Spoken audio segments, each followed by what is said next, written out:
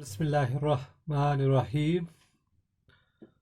Dear students and viewers, Assalamu alaikum. Today I have one more topic on measurement of price elasticity of demand. The topic is that we will discuss geometric method of measuring price elasticity of demand. Before this method, I have provided you a lecture on percentage, or we can call proportionate method for calculating price elasticity of demand.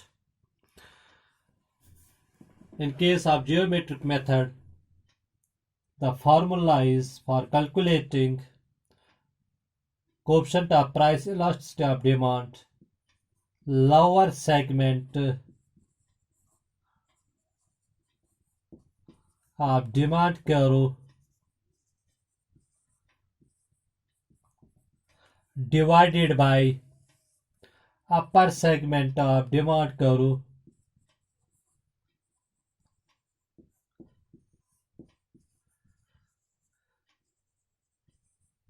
this formula is different from the formula that we applied in case of percentage, or we can call proportionate method of measuring price elasticity of demand.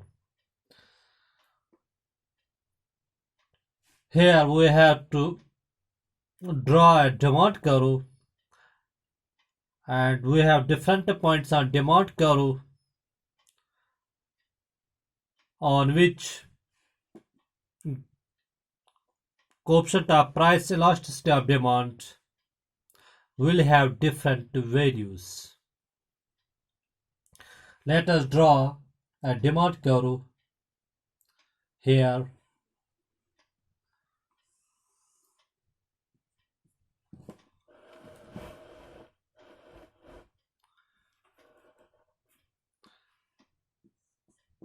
So on vertical axis we take price of a particular good or service, and on horizontal axis units of demand or quantity demanded of a particular good or service at different prices. This is the downward sloping demand curve having different points: A, point B, point C center point, point D, and point E. At point C, it is the center of this demand curve, which divides the demand curve into two equal parts, means lower segment is equal to upper segment. These are the locus of points, which gives a demand curve giving a combination of different prices and different quantities demanded, different units of demand of a particular good or service. Now we will calculate coefficient of price elasticity of demand on the different points of demand curve. Let us start from point C, the center point of this demand curve. Coefficient of price elasticity of demand at point C or demand curve, lower segment divided by upper segment, C D E, it is the lower segment, or short we can say CE, it is the lower segment, CE divided by upper segment, which is equal to CBA or CA,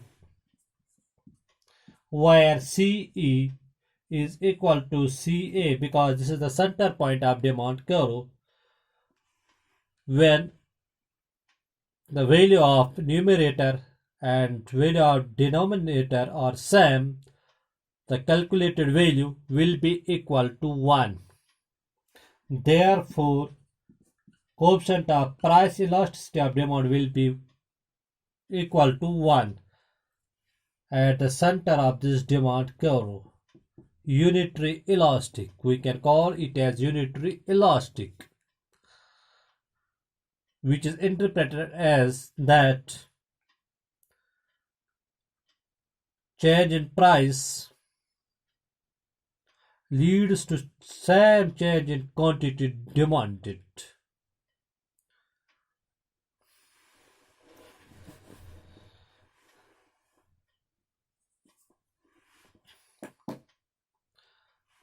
Now, coefficient of price elasticity of demand at point D. Now at point D, this is the lower segment DE, and DCBA or DA is the upper segment of this demand curve. Lower segment it is DE and upper segment is this DA, divided by upper segment DA, where DE, that is lower segment, it is less than upper segment DA when the value of numerator, that is here lower segment, is less than the value of denominator, here that is upper segment of demand curve, price coefficient of price elasticity of demand, it will be less than unity, less than 1 at point D. Coefficient of price elasticity of demand, it is less than 1, means less elastic demand, which can be interpreted as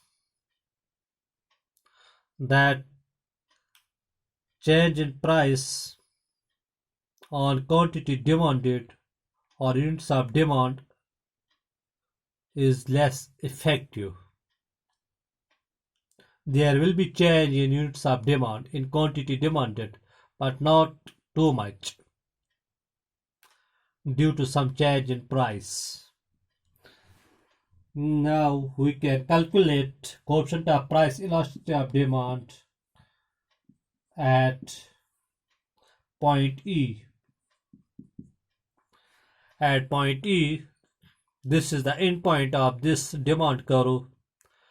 Now this, when we move from point A to point E, this becomes the end point, that is the lower segment. In this, the lower segment will be equal to 0 at point E, and the upper segment becomes this whole demand curve, EDCBA, or shortly we can say EA. When 0 is divided by any value, the result will be equal to 0. Therefore, EP is 0. Coefficient of price elasticity of demand is equal to 0 at point E. Means perfectly inelastic demand,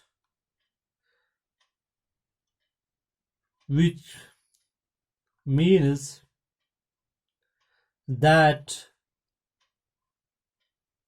change in price have no effect on change in quantity demanded.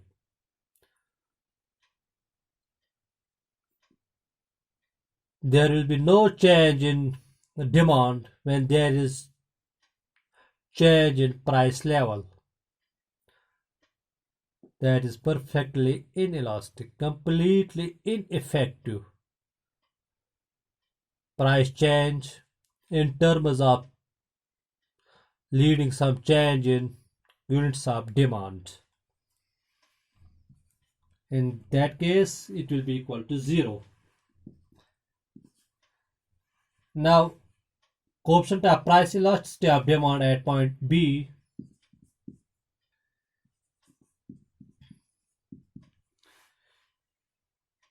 Now, point from when we measure coefficient of price elasticity of demand at point B on this demand curve, this B, C, D, A, E, this becomes the lower segment of this demand curve. That is B, C, D, E or B, E.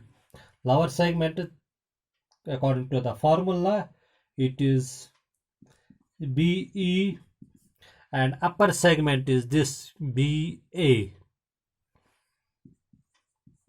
where this BE, that is the lower segment, it is greater than upper segment when the value of numerator, here the lower segment, which is greater than upper segment, that is the value of denominator,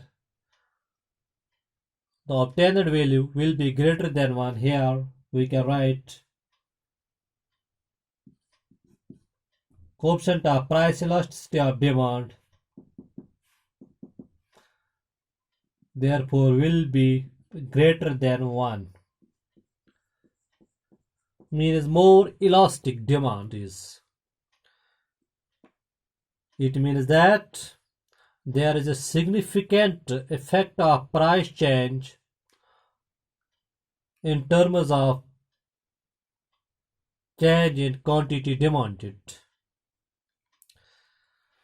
The last point on this demand curve, that is point A, coefficient of price elasticity of demand, this EP, these are the coefficients of price elasticity of demand at point A will be equal to, now this A, B, C, D, E, this becomes this whole demand curve, A, B, C, D, E or AE becomes the lower segment, and the value of upper segment at point A, it will be 0 because this is the end point.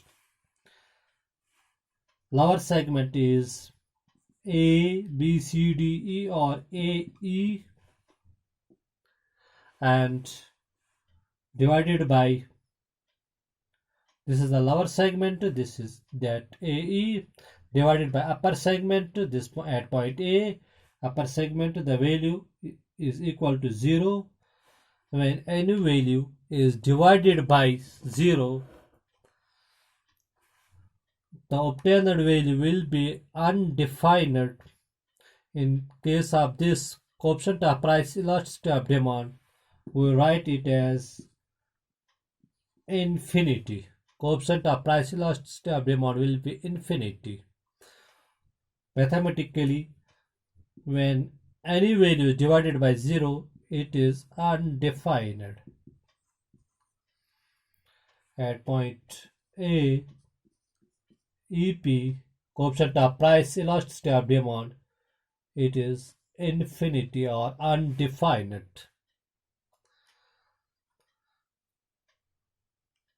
Geometrically, it means that a very small change in price leads to infinite change in quantity demanded.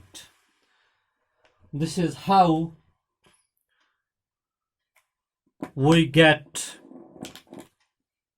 coefficient of price elasticity of demand, that is EP, on different points of downward sloping demand curve by applying geometric method. I hope you have understood it. You will be able to write it in our examinations, and you have no problem in understanding this topic. You have got it. Thanks. Best of luck.